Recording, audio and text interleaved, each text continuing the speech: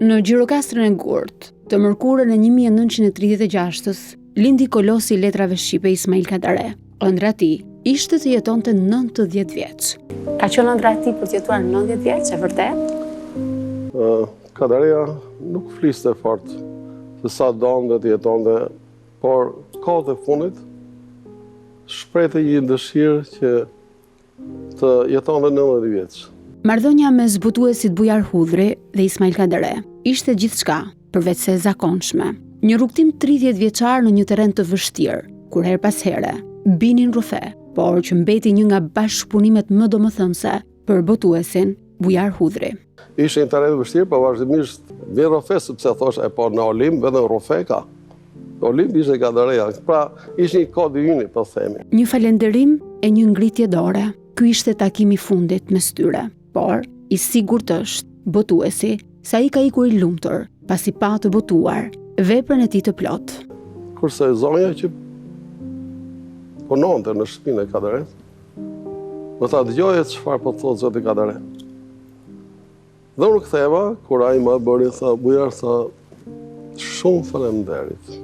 Ajo dora ti kështu edhe kjo është fjala e fundit. Vepra e tij e përfunduar. E ke bërë pak biblike kur e shef në aspektin estetik. Është e tillë? Biblike është që nga numri 7. 7 ditët e javës dhe këto. 7 ditët që tron ditën botë. E donte Kadarea numri 7 dhe unë këtë e dija, gjithmonë e kishte dhe ishte lënë një tentativë që të bëj një vepër tillë në 7 vëllime. Ndërkohë vepra e Kadares ishte në 20 vëllime. Kadariku i lumtur nga kjo botë. Kjo nuk i shkon stilit Kadares i lumtur, ai nuk e njeh të gjë se e gjithë vepra e tij ka tjetër hije. Tuaj, me afrin që ke patur, ju e thoni që ka ikur i lumtur. Pse ikur i lumtur? Sepse është fat i madh për një shkrimtar që ai ta shohë veprën e përfunduar.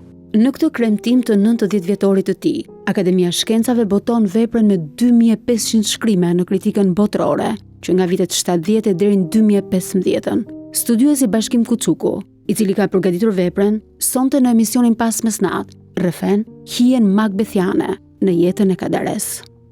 Në qendër të veprave më të mëdha të Kadares është pushteti dhe krimet që bën pushteti. Dhe ata që e kritikojnë, dhe ata që e pëlqejnë, e kanë në qenien e tyre Kadare. Konfliktin e kanë me veten, nuk e kanë me Kadare.